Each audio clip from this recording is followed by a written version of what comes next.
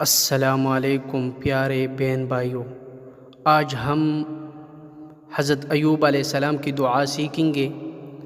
تو آپ نے ایک بات کا خیال رکھنے کہ آپ کے جسم میں جتنی بھی بڑی بیماری ہو، آپ نے سامنے اپنے ذہن میں وہ بیماری رکھے، اور میں جو دعا پڑھا رہا ہوں آپ نے اسی طریقے سے سننا ہے یا میرے ساتھ پڑھنا ہے، اور پھر ایک گلاس پر دم کرے یا ایسے خود اپنے اوپر دم کرے، انشاءاللہ العزیز آپ کی بیماری ختم ہو جائے گی۔ تو آپ نے ایک بات کا خیال رکھنے کہ آپ نے ویڈیو کو سکپ نہیں کرنا، ٹھیک ہے؟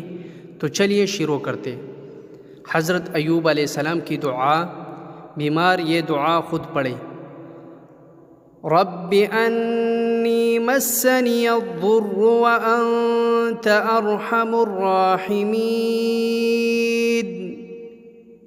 میں پھر سے دہراتا ہوں، رب انی مسنی الضر وانت ارحم الراحمین۔